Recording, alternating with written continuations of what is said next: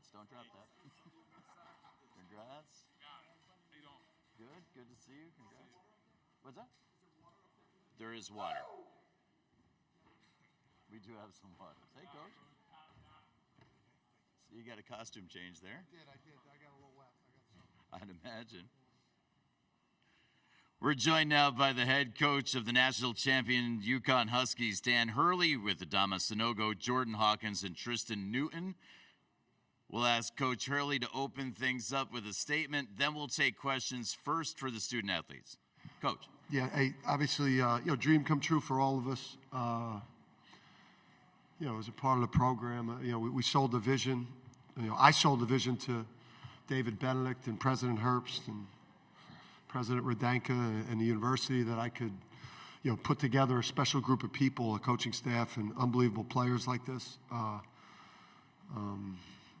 So it feels great to come through on promises made by me to all this, the great people of Connecticut. And then with these guys, this was our vision. This was our dream. This is what we talked about when we recruited these guys, that we could get together and do something big like this. And it's just great to come through on promises made to players and to this university. And then it was an honor to play against San Diego State today, too. I got to tell you, I think it was probably the most physical, one of the toughest teams we played this year. It's certainly one of the best. And I just got so much admiration and respect for how they play, their culture, and their coach. He's one of the best coaches in the country. We'll take questions for the UConn student athletes. If you have a question for the players from UConn, please raise your hand. Jesse, you got to go to the front row, Jesse. We'll go to the back, right side, Billy. Billy Witz with the New York Times. Jordan, can you describe just the three-pointer that you hit when they had cut the lead, I think it was 60-55, and just what you feel like the team needed at that point to steady itself, because you hadn't been in any tight games in the tournament? Coach drew something up for me, so I know he trusts me to take that shot, and I just had to make it. I had to do the easy part. So all credit to my teammates for getting me open on those screens, and Coach for trusting me. So, yeah. Continuing with questions for the student athletes, Cronkite. Third row, center. Adama, Hayden Silly, Cronkite News. I understand that your family still resides in Mali. I just want to ask you how it's been to have their support, even from the other side of the world. Definitely. I think my family is a major part of my success right now. Every time I do something, I think about them. Every day zone.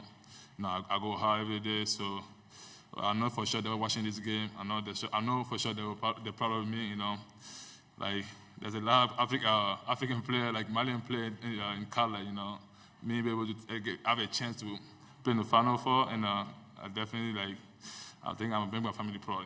And it's something that I will never forget in my life yet.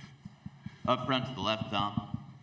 Adama, Maury, Hartford Current. Adama, way back, I think in September, Emeka Okafor came to campus, and one of the things that you said then was that you kind of wanted to do what he did, right, which is win a championship, be an most outstanding player. Yeah. How's it feel now that you've fulfilled on a very lofty goal?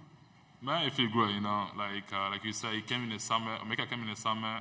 I talked to him for an hour, I got some advice from him, and be able to talk to a champion like him, it's definitely something that everybody needed, So, I told him, he told us, you guys are after he watched our practice, he was I see a lot of talent on you guys, you guys are a special team, and he said you just gotta stay strong, stay connected as a family, because he said that was one thing we need to do, stay connect as a family. I think we did that this year, and here we are.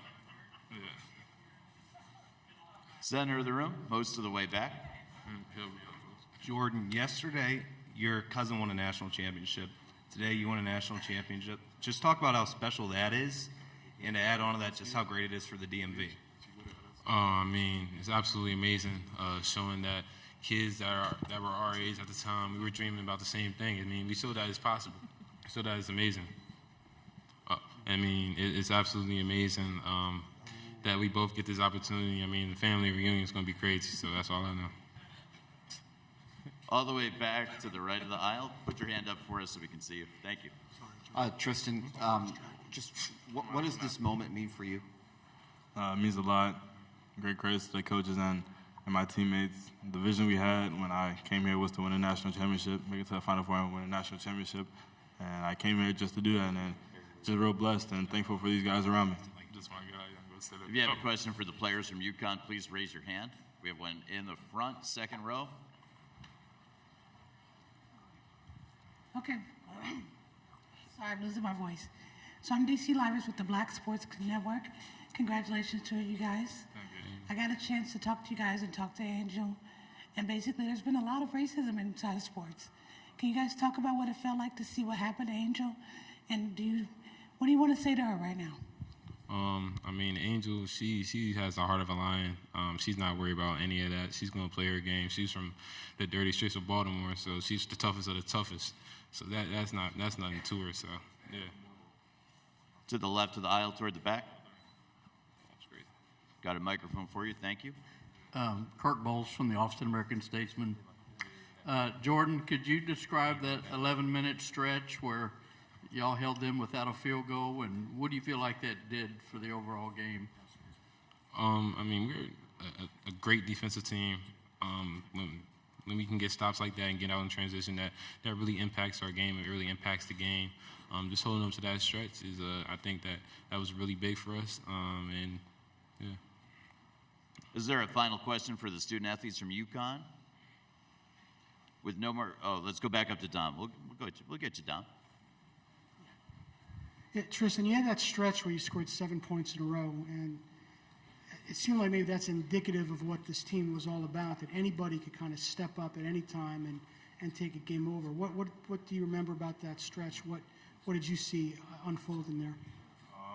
I mean, before the game started, my coach just told me I need to be aggressive and look to score to win the game. So the first bucket, the spin move, just take advantage of the mismatch because he was a smaller guard. Second one was somebody stole the ball, so credit to them in there. Andre found me on a three, so I really credit to my teammates and the spacing that we had and the coaches for believing me and telling me to be aggressive today. We want to thank and congratulate national champions Adama Sanogo, Jordan Hawkins, and Tristan Newton. They're going to head back to the UConn locker room, which remains open for another 20 or so minutes.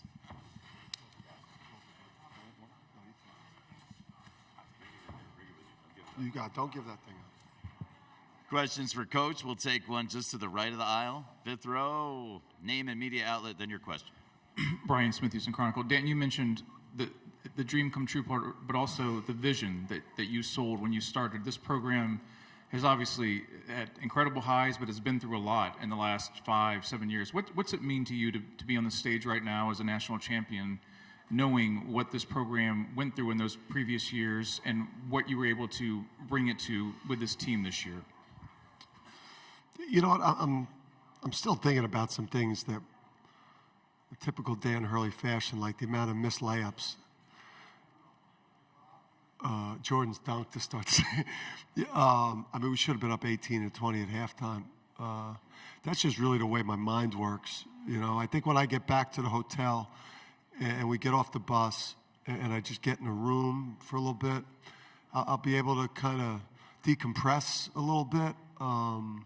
I'm just mostly proud of the way that we've done it and with the type of people that we've done it, the way we, recruit young players, develop young players.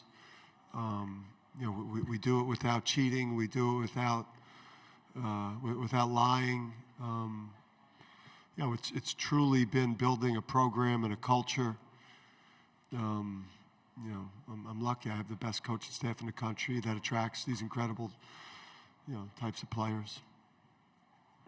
Coach, next question's to the right of the aisle. Kevin. Hey, Kevin Sweeney, Sports Illustrated. Coach, obviously UConn's championships have been defined by stars like Emeka and Shabazz Napier, Kembo.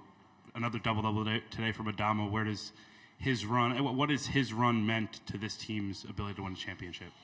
Yeah, I mean, he's obviously cemented himself into, the pantheon of greatest, obviously greatest big guys with all the production and back-to-back first-team All-League, and now this to have the national championship just puts him in a position in, one of the most storied, programs in college basketball. That now he's an all-time great.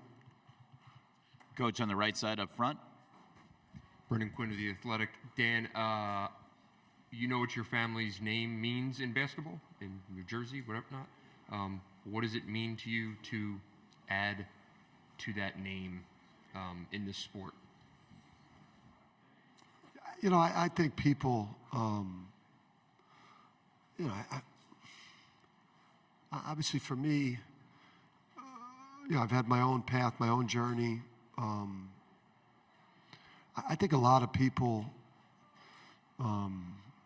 maybe I've probably done it to myself by being such an intense, fiery coach that people have always focused more on, the sideline kind of antics than they have on, my total body of work over the course of my career. There's not many coaches, that were as successful as my teams were at St. Benedict's. Wagner in Rhode Island. So many coaches in the country that have won 25 games or more in 3 different programs and now have a national championship. So obviously there's a certain level of validation that's going to come from this. But I just feel like my career in coaching, even prior to this, I think most coaches, maybe I don't do a great job kissing the media's ass and presenting and, this image that's incredibly likable. But, I am who I am. I'm where I'm from. I'm from Jersey City, and this is how people from Jersey City act. Up front to the left, Dom. Yeah, Dom Memorial, Hartford Current. Dan, you emphasized out on the quarter, you said with some emphasis, we've got our own, or we have our own now. Can you kind of expand on just what that means, that this is your piece of a storied program? Yeah, and I hope Coach Calhoun, too, he's had his hand in this one as well. I wish he could have been here for it because I know, he's been a big part of helping us get here. It's just, when we're in that Worth Champion Center and, Gino and with everything that Gino's done and what they do on a yearly basis and all their hardware, and obviously, we propped up in recruiting those 4 national championship trophies in front of these kids, and we had nothing to do with that. And, and then we removed them about 18 months ago when we started feeling like we had put something together that could make a run at getting a 5th. So we removed those and put them and got them out of our offices and said, we don't want any trophies in here until we've got our own. And it's just when you're at a place like that, it's a little bit empty until you feel like you could join the club.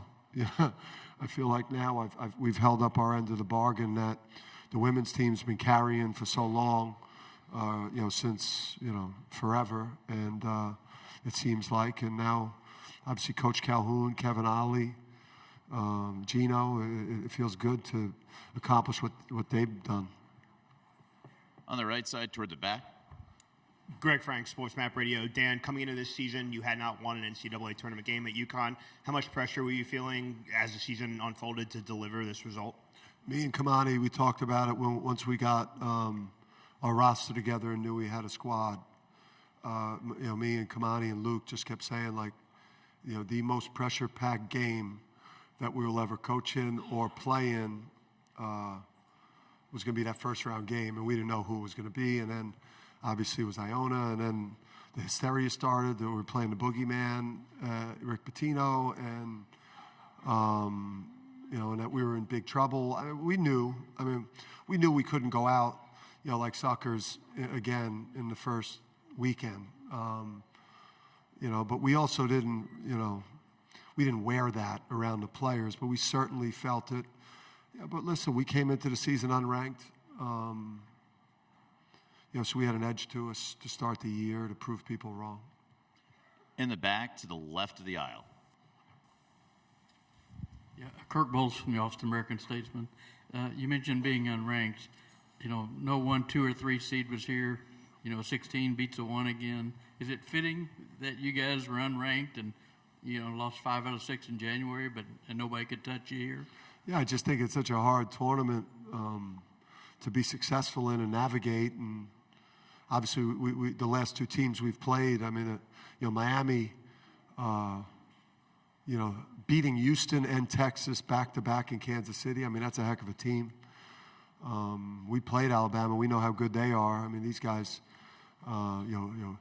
beating them and a Creighton team that this tournament's hard to navigate. It's not 7-game series. It's not 5-game series. And now with the extra COVID year and NIL and the portal, it's like, I think it's made things even more challenging for the biggest brands and the highest seeds to advance because there's so much parity. And, Coach, we're going to wrap things up front to the left with the young man covering his 50th Final Four. Hoops. Hoops! Hey, Let's Danny, go, man. Congratulations. Thank you. A few years back, the Big East decided to realign and put an emphasis on basketball. How much dividends does that pay for this league over the years? Yeah, I think, I thought we were the best conference in the country this year. I think year in and year out we are. I felt like our top 5 in particular, especially when Providence had it going, it was clearly, the best, the top 4 or 5 was clearly the best. And it showed in the NCAA tournament. If Xavier doesn't lose Fremantle, they're very easily in the Final Four. Obviously Creighton was right there, tough call away from maybe playing us tonight. Here, and then Shaka Smart, for me was the best coach in the country in their season. They were, up until that tough second round game versus Michigan State, like they had as good a season as anybody in the country. So, and then Providence was playing great until they started to struggle late. So, Big East was the best conference in the country this year. We were the most successful in the NCAA tournament, and we have the national championship. So we were the best league in the country this year, and I don't think that's going to change with the type of coaches that now have moved around. I don't think we're going anywhere. I know we're not. And with that, we'd like to thank and congratulate the head coach of the national champions, Coach Hurley. Let's go. Thank you very much, Coach. Let's go. Let's go. Thank you. I'm taking this, too. You get them all. The UConn locker room is still open. The student athletes will receive their news conference placards and our thanks.